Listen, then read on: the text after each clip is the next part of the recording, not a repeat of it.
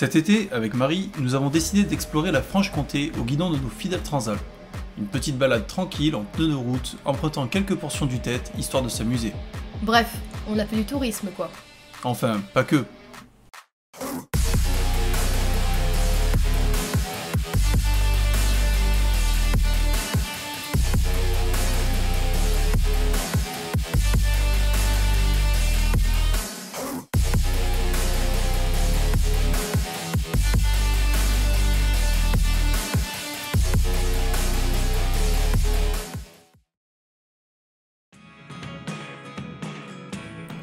Nous récupérons le Tête à Seyssel, en Haute-Savoie, et mettons le cap au nord en direction du Jura. Nous allons enchaîner pistes très roulantes et petites routes tout l'après-midi jusqu'à Oyonnax, destination de notre première étape.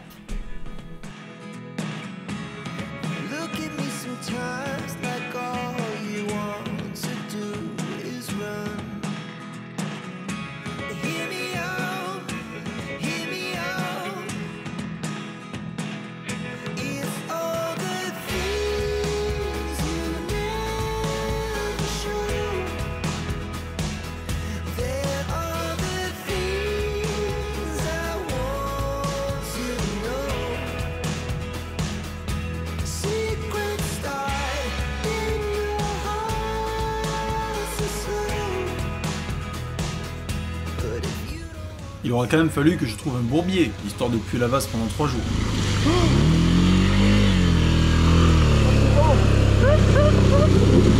Oh merde.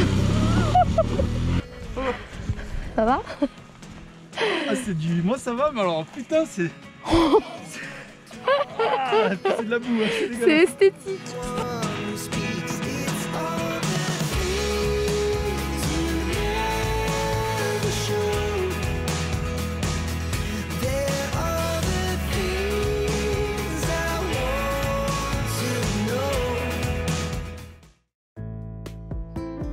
Le soir, nous dénichons un petit coin de forêt féerique au sud de Clairvaux. Ouais, t'es bien gentil, mais l'accès il était pas féerique lui. Bah, disons que c'était un spot de bivouac qui se mérite. Oh là, non mais Quentin, ça m'embarque dans quoi là?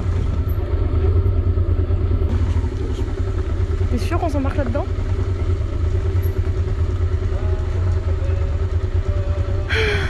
Oh mec, c'est quoi ça?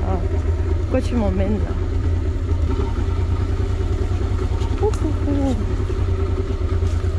C'est meuble tout ça. Tu vois ce qui me fait faire pour trouver les spots?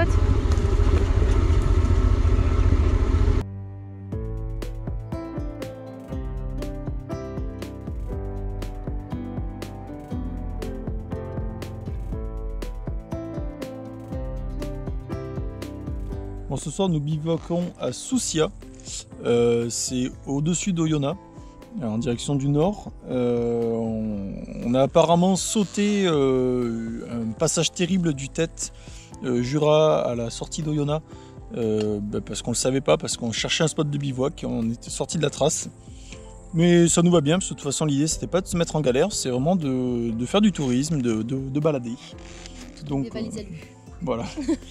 Du coup on s'est trouvé un joli spot de bivouac en pleine forêt, voilà, dans une clairière. Et on va profiter.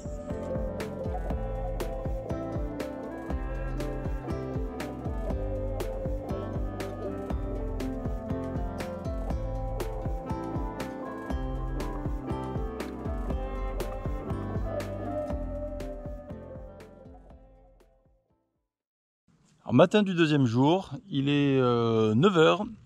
On a fait un petit peu la grasse matinée, c'est le problème des tentes Fresh and Black là, c'est très noir donc on dort très bien dedans. On a dormi très bien, mis à part qu'on a percé notre matelas. Donc on a dû quand même le regonfler 2 fois cette nuit. Donc ce matin on fait la recherche de panne et on rustine. Et oui, on a un gros matelas comme ça, premier prix familial. Alors qu'on a des super matelas de trek pour nos autres activités. Mais en fait en moto, à part le matelas, on part avec quasiment rien. Donc on s'offre le luxe du confort. Ne nous jugez pas. J'ai trouvé. Là, regarde. C'est parti.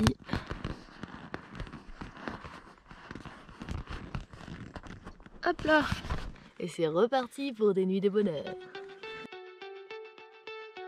Pour cette seconde matinée, nous quittons les pistes du Tête pour une boucle routière dans le Jura des Lacs.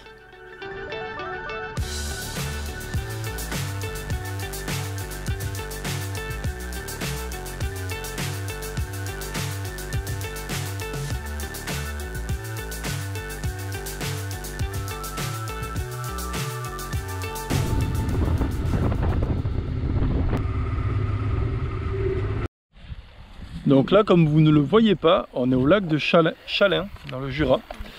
Et en fait, alors c'est le premier lac auquel on essaie de s'arrêter. Donc on ne sait pas si c'est une constante ou si c'est juste qu'on n'a pas de chance sur celui-là. Mais en fait, c'est un lac où c'est 6 balles pour aller au bord du lac. Voilà, il faut payer. Donc c'est vraiment tout ce que je déteste le plus au monde, en fait, la privatisation de l'espace naturel. What's up is down, what's left is right.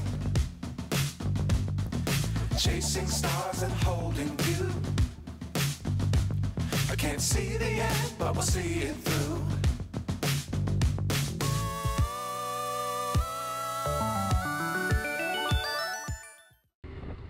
Déçus de ne pas pouvoir se baigner, on décide de rejoindre le Tête vers Poligny. Mais nous nous heurtons rapidement à plusieurs panneaux d'interdiction. C'est la grande limite du concept de la Trans-Eurotrail. En transformant certaines pistes en autoroute à trailleux, les panneaux poussent régulièrement sur les chemins qu'ils empruntent. Quentin va nous dénicher des contournements par d'autres pistes souvent plus sympas que la trace du Tête. Merci capitaine. À partir d'Arbois, nous basculons dans le Jura des vignobles et c'était tout simplement magnifique.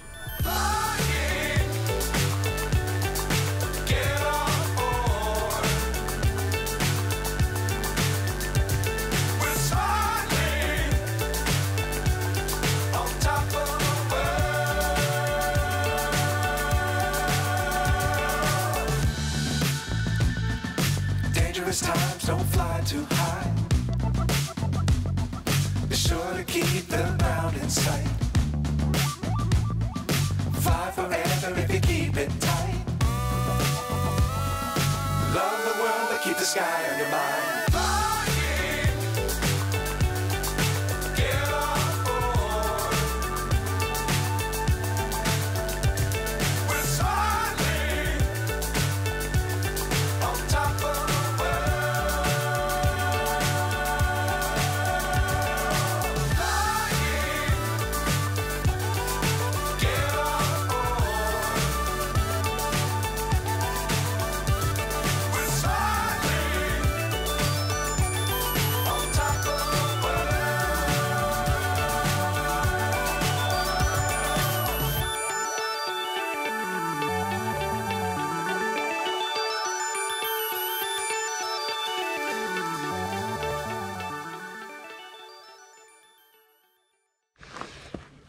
Faire la vaisselle en bivouac.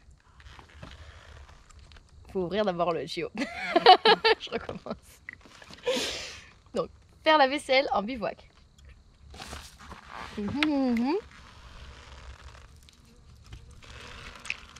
C'est vraiment éco-friendly, on utilise très peu d'eau. C'est à base de salive par contre, il faut pas craindre la personne qui fait la vaisselle, quoi. Et voilà, c'est propre, on peut passer à table. Nous voici au-dessus de la vallée de la Loue, ou de la Louée. Et la météo s'est pas mal dégradée. Vraiment beaucoup dégradée en très peu de temps. En même temps, on approche de Besançon, ce qui est un peu une malédiction pour nous, parce qu'il y a quoi, il y a un mois de ça, même pas 3 semaines. 3 semaines, on est monté en vélo dans ce secteur-là aussi, et on s'est fait saucer comme jamais à Besançon. D'ailleurs, on a fait une vidéo, si vous voulez la voir, sur une chaîne d'aventure outdoor, où il n'y a pas de moto, parce qu'on ne fait pas que de la moto. On vous mettra le lien. Et on craint que ce soir, on va se prendre la pluie à Besançon. J'ai un mauvais pressentiment. La portion de tête entre la Loue et Besançon est globalement sans grand intérêt, et de nouveau truffée de panneaux. À le refaire, nous la sauterions pour liaisonner direct au nord de la ville. Comme tous les soirs, on est à la recherche d'un spot de bivouac. Là, on est au niveau de Besançon. En fait, on est au-dessus de Besançon, au bord de la rivière Ognon ou Ognon, je sais pas comment on dit. Moi, je dirais Ognon, c'est plus rigolo. Voilà, c'est plus rigolo. On dit que c'est l'oignon. Ça fait deux spots qu'on vient de checker, et en fait, le problème c'est que l'eau est stagnante. Et en soi, ce serait des spots très sympas, mais nous, on a un petit besoin de se laver, ne serait-ce que pour pouvoir se supporter dans la même tente. Donc, on est à la recherche d'un endroit pas trop dégueu où se laver. Et à la fois, ça corse les choses, etc. À la fois, ça nous amuse beaucoup, parce que sinon, on peut aller au camping à côté. Mais c'est beaucoup plus rigolo de trouver le spot idéal. Nous repérons sur la carte ce qui semble être un très joli spot de bivouac à Fraizan, à 30 minutes de route. Fraizan, ça me disait quelque chose. Et puis ça m'est revenu. C'est là qu'a lieu le plus grand festival de reggae de France. Et devinez quand il a lieu? C'est la semaine du No Logo Festival, donc il y a des milliers de personnes. Et bien sûr, tous les accès sont bloqués, interdits, etc. On sait toujours pas où on dort. Nous sommes à la recherche d'un bivouac. Nous sommes sur un vieux chemin qui n'est plus tellement un chemin, mais qui mène peut-être à la rivière.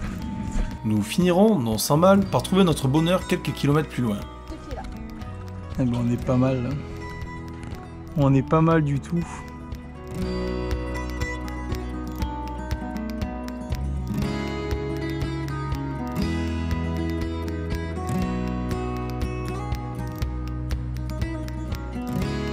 Un joli bivouac, un bain, une bonne bière, tout était parfait.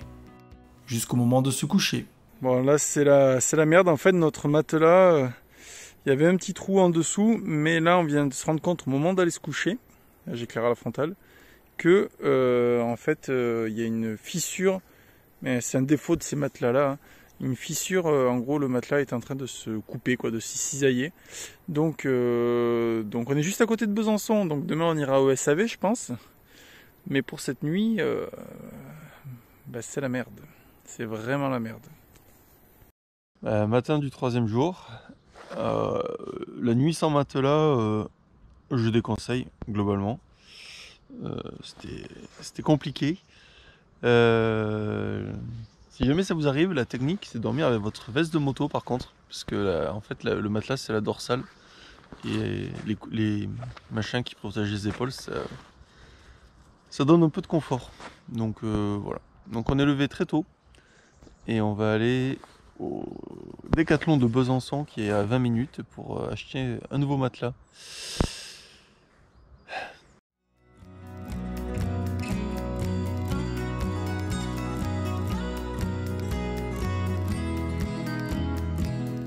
Une fois notre pause shopping terminée, nous allons reprendre le Tête au nord de Besançon et le suivre jusqu'à Lure. Un régal de grandes pistes alternant bord de champs et sous-bois que nous vous conseillons fortement.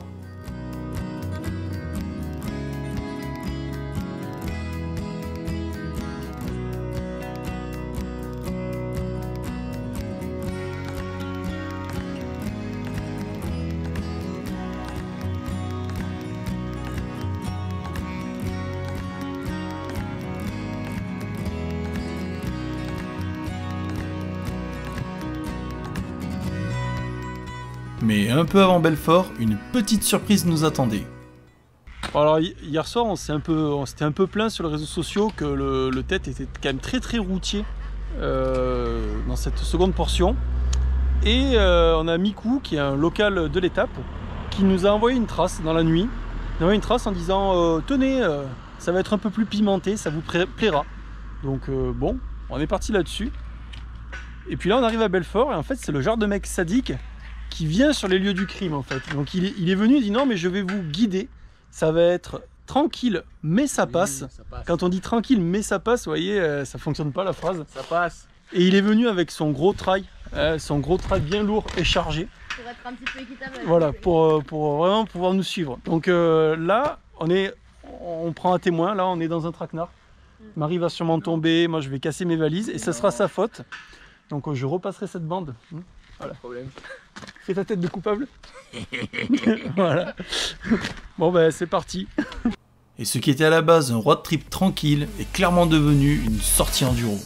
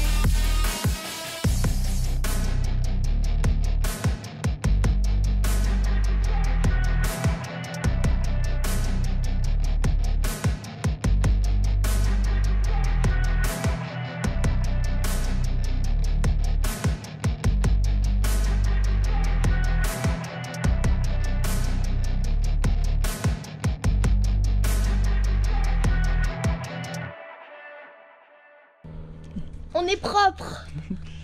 Bon, notre bourreau nous a quand même, pour se faire pardonner, offert la bière et une douche chaude, donc on est tout propre.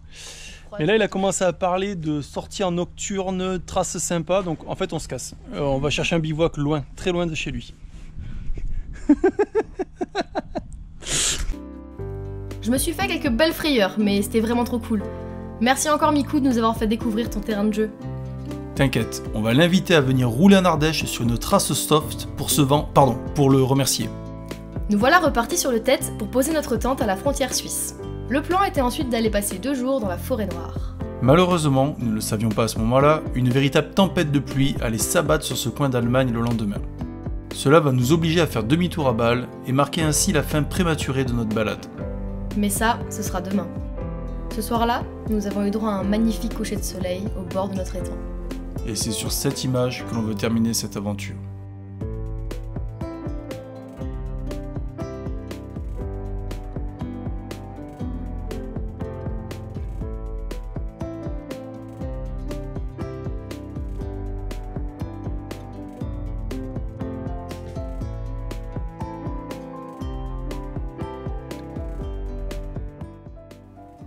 Du coup, on n'aura pas fait la forêt noire. T'inquiète, on la fera l'an prochain. Cool. Et si on la faisait à vélo d'ailleurs? Oh non. N'achetez pas ce matelas, bien sûr. Sauf si vous êtes célibataire.